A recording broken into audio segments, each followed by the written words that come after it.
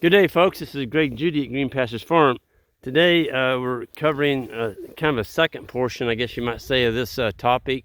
We had a washout here, and we originally put 6 big bales in here, and I wanted Isaac to kind of tell the progression of what we did here and what's happening. Go ahead, Isaac. Yeah, so there's probably. Oh, and welcome back. Oh yeah, I was gone for a week or so. Yeah, yeah. Went back up to Michigan.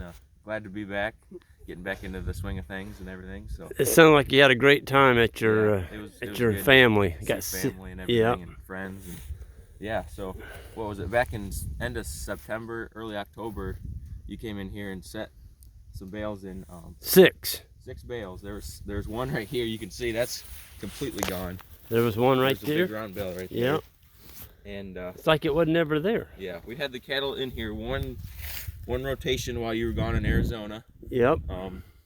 They worked on it a little bit, but not really. Grass was still growing then, and they weren't really interested. They just kind of picked at it. Yeah, they kind of rubbed on it a little bit, and then so then this is the second rotation through here that we've had them in here, and as you can see, they've completely. I mean, they've worked this over. That's the core of the bale. The bale was like up to here, and they've taken up all the sides and everything. Yep. And we did cut the netting off. Yeah. Before we put it in there. Cut the netting and set the bales in here. And, yep. Well, let's look at the back of this draw just to give people a perspective how deep this thing was. It's deep. I mean, that's what, 4 feet? I can go down in there. Well, yeah, it's 4 foot. It's a good 4 foot deep. And so what was happening, folks, every time it rained, from the top of that hill up there on a heavy rainstorm, you'd see water coming down this valley because it's a natural water path.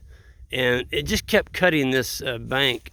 And this goes into Coon Creek, which is way back in there. Coon Creek is the same creek that runs in front of our house, which is like 2 miles from here. But what do you think? I mean, what if we'd have put good hay in there, Isaac? Yeah, so like you're saying, if we'd have put good hay in there, they would have just ate it all because it was good hay. So we kind of picked some kind of junk. It was probably 2-year-old hay, wasn't it? This is year-old hay, but it was baled way too late. Yeah, so it's very mature, real stocky stuff.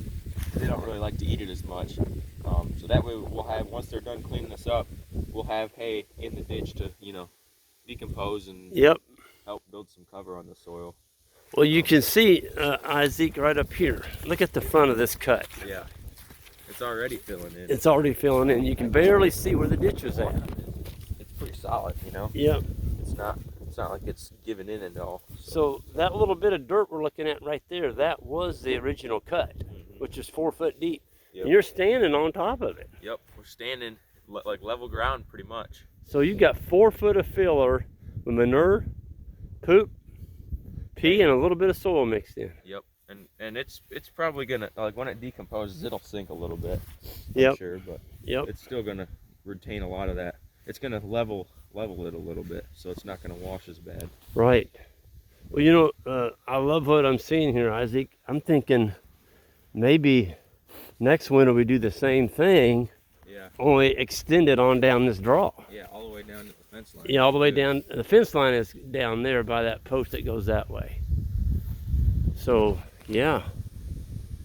And there's a bluff right over here. So this is cutting in, and I mean it's starting to erode even more. So it's doing this is going to help. It's going to help slow the water down. Yep. Well, when I leased this farm in 1999. This is a lifetime lease. You can see this anchor right here, Isaac. Oh yeah. I haven't got that out. We need to back that out. It's an earth anchor. There's the top of it. It's got helixes that go down on the ground.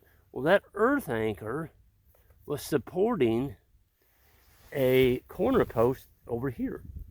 So this was all filled in 20 years ago, but over time, just the rain coming down through this farm had taken it from here back to over there. So, heck, that's 30 feet. Yeah, that's taking a lot of your soil. Yeah, we cover it and get it. We got to get it back. That's right. So we're taking care of it. I think we can go 1, 2, 4, and there's probably room for another 6 bales in there. Or more. Yep. One thing I've noticed over the years of running cattle you can take a pretty rank bale and stick it down in a draw, and cows like going down there and just rubbing on it. Mm-hmm. And you don't really care if they eat it so much, you just want them to rub it and stomp it and get it worked down and slough the edge of the banks off. You can see there's a little hole down in there. It could be some habitat for something. Oh yeah. Down below in that ditch. Maybe Yep. a coon or a possum could be living in there. Yep. Or get out of the rain or something. Yep. Sure enough. Well, I like what I'm seeing, and this is the second treatment. Yep. Of 6 big round bales, 1,200-pound net wrap bales that the netting was removed from, and so we've really jump-started the healing process here. Isaac, why don't you start that wheeler up? We're going to run up. I want to show people our winter water that we're using now. We are on a pressurized portion of the farm where we have what we call rural water. Get on here with you. Okay, I'm good.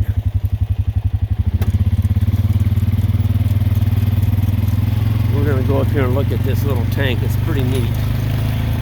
It's a 50-gallon tank, and we've only got probably 45 gallons in it. 40. There's 375 head on this water tank today.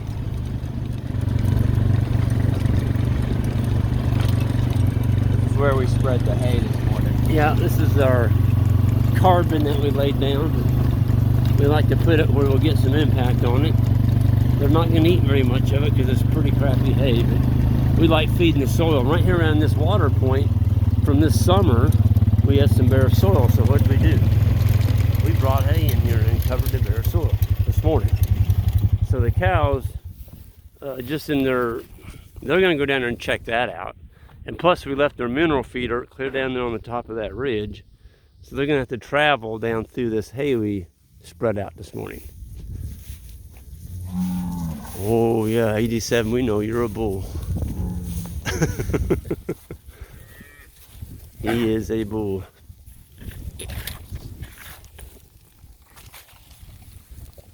You can see their feet. See Yep. how her foot's right there on Right on the edge. the edge of it. We try to set it so that when they're drinking, they got both front feet right there. It Yep. keeps a lot of the mud down. And, It sure helps, doesn't it? yeah. Yeah, that's awesome. We're gonna actually run. What do we, or why do we drive those fiberglass rods there? That's to keep them from, if they do, since it's a small tank and there's this many cows in here, if they do drink it down real low, they don't get to push it. If they get to push on it, they're not going to flip the tank and have a mess. So. Yep.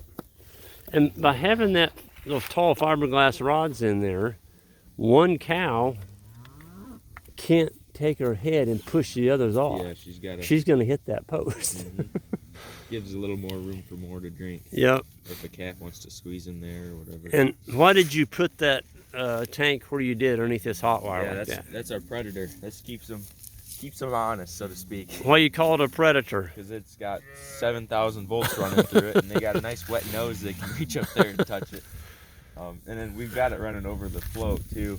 That's to try to keep them from boogering that around. Yep. Whatever, so. Yep. Yep. But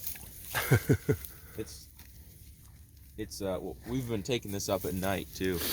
So at night, how do you take that? What's the process for taking that up? Because it's getting down to 20 degrees at night now. Yeah, so we'll hook the hose from the hydrant, shut the hydrant off. Which is over there. That's a frost-free hydrant. Yep. And then we'll unhook this hose and take the green hose in with us, and then we'll take the Job Megaflow valve. How do you get that off of there? You just twist it off, and it just pops right off. Okay. And you can take those both in, and then dump the tank, and we leave the tank sitting in that little wagon over there. Yep. Yeah, where they can't get to it. Yeah. Right now we're gonna put a wire on there. Right. They're just playing in there while they. This one wants to come around this side and drink, Yep. but we'll take care of that. Yep. Well, the animals look like they're pretty happy out here today. Well, they're grazing. It's December what? Even is it 29th? 29th. December 29th, and they're grazing. They're eating green grass and stockpile, and Doing good. It's a good day to be a cow on Green Pastures Farm, isn't it? What better life could you have as a cow? You know? Yeah. We've got a weather system coming in here in the next couple hours, it sounds like. Yeah. Maybe some rain, freezing rain, some snow. But then that's what I love about Missouri. I think they said by Sunday it's going to be 51 degrees again. So we got a couple nights of 20s and precipitation, and then it'll warm back up again. So that's going to be pretty nice. So with that, I'm going to go ahead and check out of here. We're going to get the back fence put up where they can't go in this paddock that they were on. And the animals are happy here. And I wanted to wish everybody a happy new year. And be safe out there and enjoy being around family for the holidays. And we'll see you all down the road. And hit that subscribe button on the way out and that like button if you would. I'd appreciate it. Y'all have a good one.